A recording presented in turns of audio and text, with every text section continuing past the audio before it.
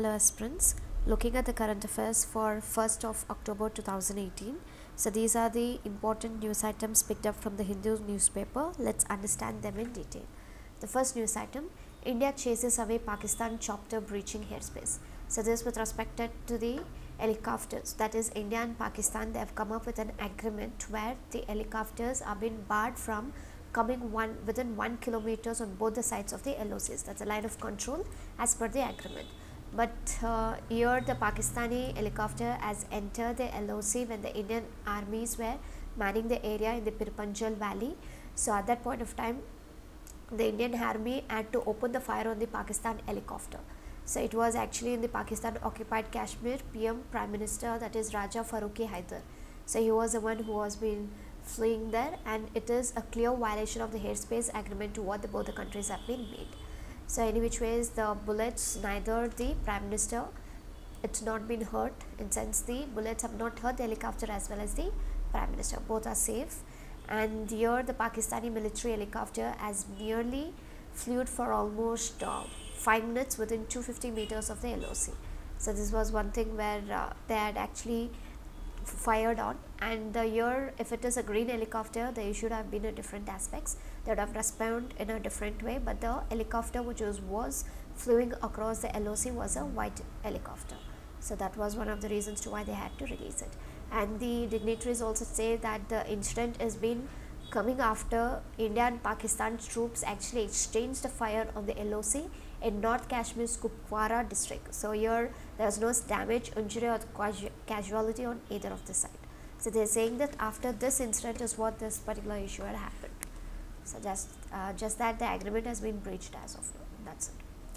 The next one, the quest for peace not at the cost of self-respect. So this is the Prime Minister of India who has been talking about, and he believes that they are looking out for the peace and it has been committed for it, but it is not at the cost of compromising its self-respect and also the sovereignty. So here they are saying that it would also, the Indian forces, to what had happened right now, they would be befitting the reply to any attempt to destroy the atmosphere of the peace in the country to what is the looking out for. And he was also recalling to the 2016 surgical strikes where the Indian troops have given a proper reply for the proxy war which is under the grab of the terrorism. And they were also talking about with respect to the Modi remarking the India which had called off the Pakistan meet to what it had to happen in New York, the sidelines of both was respected to Pakistan and India which has been taken out. And here the reply to why is it been not allowing for both of the countries to come on, or India called off, is for the reasons of brutal killings of the 3 policemen in Jammu and Kashmir. This is one of the reasons to what they cited. And the other reason was with respect to the stamp issued. So this was with respect to Pakistan, which glorified the Burhan Wani as a reason for the cancellation. This was one of the important aspects to why the India and Pakistan meeting in New York was called off. And he also said that India is one of the largest contributor to the United Nations peacekeeping forces, where it sends its personnel to whichever the country what it wants to have in terms of the peace. So this was one of the statements to what has been coming, a strong message from the Indian Prime Minister, talking about is looking out for the peace and is committed for it, but not at the cost of compromising for the self-respect and also for the sovereignty. So that's all about it. And the next news item, the Punjab to post nodal officers to curb the stubble burning. So here this with respect to the paddy which has been ready for the harvest. Right now the Punjab government has directed the procurement agencies to ensure the prompt lifting of the crop from the markets. This is one thing to what has been looked on, and apart from that they also want to curb the menace of the stubble burning. So as it's harvest time, after they harvest it off, most of the farmers in the adjoining areas of Punjab, UP and also Haryana, they start burning the crop residues. So that becomes as a stubble burning. So here the state has actually decided to appoint a nodal officer in 8,000 paddy growing villages, and this has been identified. The villages are actually been identified by the agriculture department as those where a paddy stubble in the traditionally burnt. So in the traditional way they used to burn it off, but right now the villages has been identified by the agriculture department and they wanted to take a suitable measures to what has to be done. And sidelines, the additional chief secretary has also said all the deputy commissioners to depute the officials to each of the villages to spread the awareness of the dangers and also the stubble burning on the environment as well as for the health concerns. And here the Food and the Civil Supplies Minister has also asked all of the procurement agencies and the Food Corporation of India to personally supervise the paddy procurement operation, so which is going to happen on from 1st of October. And here we have like almost 1834 purchase centers which has been set up in Punjab. So the MSP, as in the sense the center has fixed the MSP for a paddy is around rupees 1770 per quintal for grade A, but for the common variety it is 1750 per quintal. So there is a variation in terms of the cost for the grade A and also the common variety. So here the paddy is grown almost like 65 lakh acres in Punjab. So after harvesting, 20 million tons of the straw is being left onto the fields.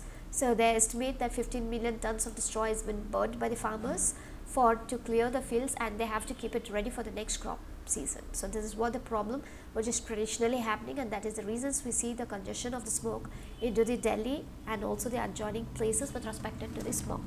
So here this is what the precautionary measures to what the government and the Punjab government has been taken to control the stubble burning and also proper lifting of the crop from the crop markets. So this is about it. And the next one, a crusade for the women's rights. So here the main things what you have to know is that the recent verdict and the major verdicts to what the Supreme Court has been given. First and foremost is the criminalization of politics. So here the leaders who have been charged of any kind of a crime, they would not be allowed to get into the parliament or also the state assemblies, or they would be refused to giving the tickets as well. So in detail we have done it in the earlier videos, you can just look on to that. And adultery, so it is not a crime hereafter, and this has to be taken off from the IPC code. And arrest of activists, so this was with respect to the arrest of the activist what happened in Maharashtra. So here the Supreme Court has actually rejected a plea to set up with a SIT probe, that's a special investigation team, is not been allowed, and it has been rejected by the Supreme Court on this part. And Aadhaar, which is a document right now, and also given the status of a money bill in return. So that's one important aspect, and certain areas which has not been allowed as well. So even this aspects we have covered in the later videos. And the Sabrimala, that's the Supreme Court lifted the bar on the women. So this is completely been in the news. So you should know about them in detail, and this is one of the important verdict to what has been coming from the Supreme Court. And the case of Ayodhya, this was with respect to if a mosque is a place of prayer is not. So this was one of the Justice Mr. Abdul Nazir has actually dissented on the issues, and they wanted to send this for a 7-judge bench, and before the Babri Masjid case is being settled off. But right now the Supreme Court has not allowed for the 7-judge, but rather they moved on for the 3-judge bench to look on to the mosque whether it's a place for the prayer or not. So this was with the limelight of the present Chief Justice of India, who's going to get retired off. So once he's been retired from October 29th, the issues on the Ayodhya to check out with the mosque issues would be taken on for the hearing. So these were the important things. So that's about it. And you have a lot of women rights and other issues which has been mingled on this. The next one, S-400 camo on the agenda of Modi and Putin. So this is ahead of the bilateral summit which is going to be held between the two nations, that is Russia and India, the Prime Minister Modi and also the Russian President Vladimir Putin later this week. So the discussions are still underway, and a final deal has to be concluded on both the sides for 200 camo, 226 utility helicopters. So here they also are talking about the Rosoboron export, which is the timing of the signing of the contract depends on the decision of the answers from the defense minister. This was one of the aspects. And India and Russia have already concluded an IGA, that is an intergovernmental agreement for 200 helicopters, which has been estimated at the cost of $1 billion. And this deal is almost like 60 helicopters will be imported from Russia, and at least another 140 will be built in the HAL, that is Hindustan Aeronautics Limited, by using the technology transfers. So this is one of the important joint ventures which will set up in India to build the helicopters from both ends. So this is about the intergovernmental agreement. So coming back to S-400 systems, this was with respect to a great focus when the the President of Russia, Vladimir Putin, the time he visits India in the month of October 4th and 5th, the main proposal would be respected to the 39,000 crore deal of 5 S-400 air defense system, as the prospects of US, which is being completely giving the sanctions to not go ahead with it. Irrespective of it, now we are still moving on to the concluding the deal and complete it as much as possible. So this is one important aspect, and you have the details out here. So this was one important thing. And apart from that, India, as we rightly discussed right now, it's going ahead with the deal it was with respect to what the US had given as sanctions, that is a CAATSA sanction. It's not been taken into consideration. They're going ahead with the deal. So the deal to what we are talking about, the S-400 system, was done back in October 2016, but both the countries have concluded the intergovernmental agreement and also the 4 fleet frigates, after which the negotiation had begun to conclude the commercial contract. So there were also certain kinds of threats which has been on the sanctions. So this was with respect to the friction in relationship between the US and Russia. So these two countries which has a friction on major of it now, the US and several other countries have expressed their interest in acquiring the system and also threatening them with the sanction.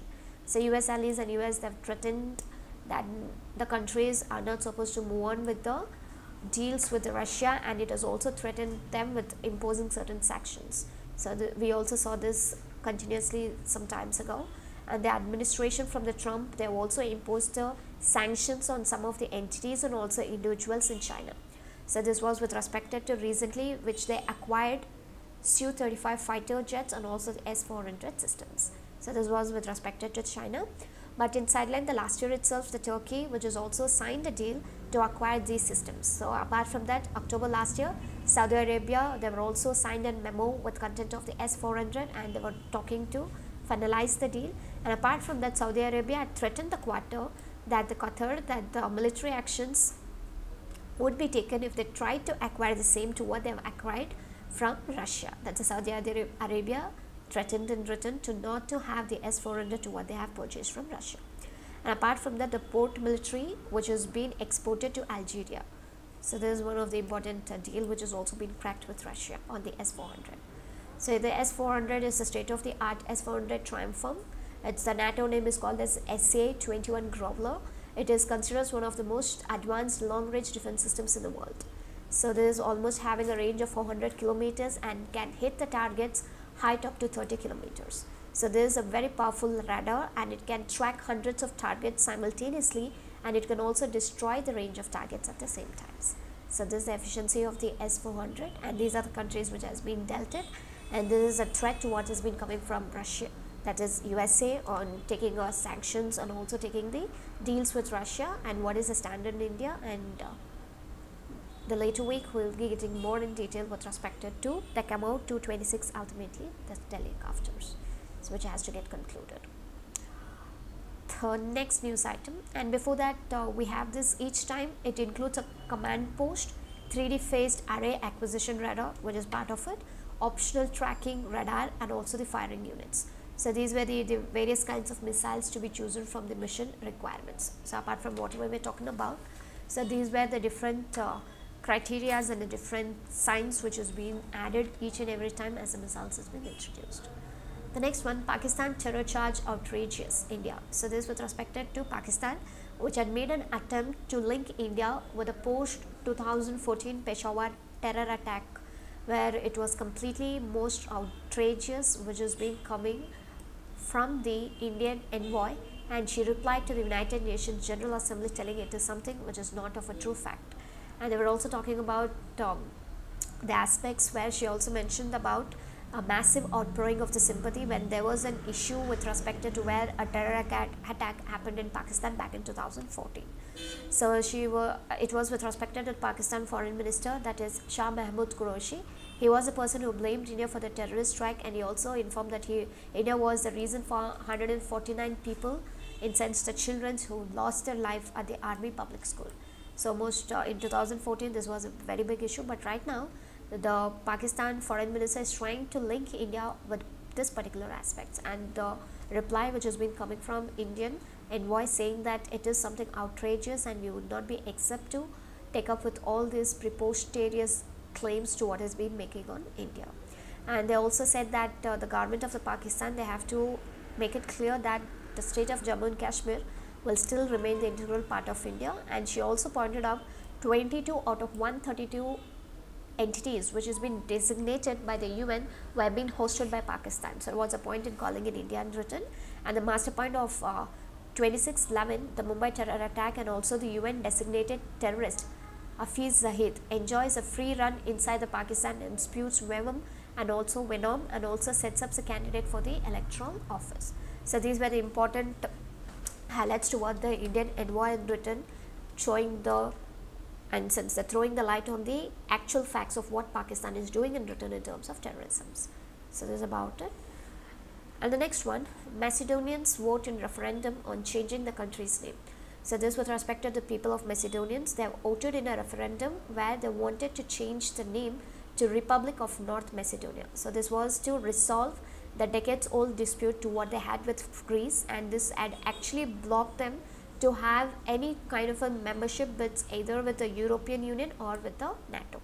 So this is one of the important aspects. And Greece, which has been called the province of Macedonia, in sense they had a province called Macedonia, which maintains that its northern neighbor name represents a claim on its territory. But right now the two governments have struck with a deal in the month of June, and this was based on the proposed new name. It's called as Republic of North Macedonia. So this is about it. And the next one, can India's share of the global economy bounce back to 25%? So this is with respect to 30 years back, what India had as a global economy was nearly of 25%, but now India has been left out with a single digit. So they're saying that India at those times had actually missed with the three waves of industrialization, that Industry 1.0, Industry 2.0 and Industry 3.0. So in Industry 1.0, it had been driven by the mechanization, steam power and the weaving loom, where in Industry 2.0, it had been with respect to the mass production and the assembly line, wherein Industry 3.0 with respect to the electronics and the computers. But presently we are under the onset of Industry 4.0, where it is industry and also the digital worlds which are converging, and India has got its lifetime opportunity to regain the lost ground to what had happened before with Industry 1.2, that is 1.0, 2.0 and 3.0. But with 4.0, India can again regain to what it has been lost in the years back. So it is an combination of technology and talent, and there is an advantage that none other country or not many countries can claim to have this kind of an advantage. India can make use of this, and apart from that, the main focus that India can do is on the turbocharge its talent engine. So that's one of the important hints. So first and foremost, they were talking with respect to the affiliation system, where the higher education has to grow consistently and it has to build in scale in the past. So they has to get reimagined, and during 2.1, that is 2.0, and industry with 2.3. So they have to look on for the model work well, and nowadays the digital disrupting is been happening in each and every walk of our life, and this has been a greater autonomy and innovation which has become a need of the hour. So they have to focus on more of autonomy and also the innovation in a higher education to develop a multidisciplinary talent. So apart from that, they are talking about to having the universities within affiliated colleges which has been following a standardized approaches for innovation and also the entrepreneurship. So this is what is India needed today for exponential increase, and they have to focus on the corporate funded universities, deemed universities and autonomous institutions that have a latitude to innovate. This is main thing what they're saying is that they have to focus more on the affiliation system, and they have to look on for a proper model and ensure that the talent and the innovation and entrepreneurship has been welcomed. Secondly, they are looking out for a skilling movement. So what had happened in a freedom movement, likewise the same skilling movement has to start on. By participating in this movement, individual social responsibility can actually create a much greater impact than the CSR, that's corporate social responsibility. So this is one important new look to what it has to look on. And they were also talking about the curriculum of the educational institutions, which has not been with a proper sync, or it is always out of the sync, which is not having a proper touch with the marketplace and also the faculty which has been required, and there's a velocity of the change in the perspectives as well. So here the teaching learning mode should boost the self-spaced learning and assessment of the methodologies, and they should also outcome the learnings as well. They have to focus more on the outcomes, and this should be done with the employees present and also the past. It should not be totally with what we have, but present and past employees also it has to be done, and this has to be exposed to the shift of the physical digital world, and making them more enthusiastic when it comes to participating in any skilling at the scales which has to be required. So this is one important aspects. And thirdly and more importantly, they were also talking about the labor laws. So this is one important aspect where the government has to look on for the public sector undertakings created jobs. This was something it has to be unshackled. When the government was looking on for the more of the PSU's jobs creation, it was better, but now it needs to be unshackled. But the gig economy to what we have right now, it's like work from home, crowdsourcing, dual employment, moonlighting, or gaining currency. Rigid laws are one of the more regulatory and punitive that is becoming progressive and catalytic. So this has actually set back lot many things, but we need to have the laws which is having an employment friendly, rather not only thinking about the employee or the employer friendly, it looks on for an employment friendly, not looking on to only one stream, or either as an employee or an employee. So it should not look on for that, but it has to come up with a law for the employment friendly. So this is one important aspect. So by addressing the three sectors, one is education, skilling, and the labor laws, so India can really have a enhanced contribution to the global GDP going forward to what it was in the past with 25, but now we have been left up with a single digit. But by doing all these areas, which means that it can really go back to the global GDP, and there's also looking out for a proper focus on skilling and reskilling. Countries of the future would be ones that focus on the education, skilling, and forward-looking labor laws. Then definitely they would be able to do some wonders on it. So this is about it. So that the main criteria you have to remember to what can the global economy, the India can get a share in a higher part. So these are the main things. The next one, in a first South African lion cubs conceived artificially. So here, the outside the South Africa capital Pretoria, there are two important conservation center which has been set up, where they are looking out of the two little lion cubs which has been healthy. Because why healthy? Because these are the cubs which was born by an artificial insemination. So this was one of the best pair, and it's not been found anywhere in the entire world. So how they did this? This was done with respect to the collecting the sperms from the healthy lion, and then the lioness hormones level were being found viable. At that point of time, they inseminated this artificial sperm. So this was one important way of why they did it, and why they have to even do this kind of an insemination artificially, because of the big cats which were endangering day by day. So they were also telling that they were lucky enough to be successful in the initial stages itself, and giving the list as well, where the lions have been extinct in almost 26 African countries. And there's also had almost like 43% over the last 2 decades. So these numbers in the wildlife has also been decreased, and roughly to what we have is just around 20,000 which has been left. So this has actually brought the African lions on the vulnerable list under the IUCN, that is International Union for Conservation of Nature. So if they don't do anything at this point of time, definitely we will be definitely seeing a phase of extinction of the lions in the near future. So that is one of the reasons to why they have to look on for an alternative and insert an artificial insemination, and the two lion cubs are being healthy and they've been doing good as well in the South Africa's capital Pretoria. And they were also talking about the one of the prominent lion breeder in South Africa, the Free State Prominence. It described that the birth of the cubs has been termed as a very revolutionary, but most of the animal welfare organizations are not being very enthusiastic about it, and they have to look on for a proper breeding in the industry, and the more to what they are looking is for exploitive and profit driven. So there's nothing where they're actually looking on for a breed to get to look on for a longer time. So this has been missing in most of the organizations, is what the prominent lion breeder has been making a statement on. So just about it, and that's it. And the question for the day, you have to list the tiger reserves in India. So it is the tiger reserves, not the lion. And secondly, what is stubble burning? So that's it. So these were the important news items which was been picked up from the 1st of October 2018. Thank you.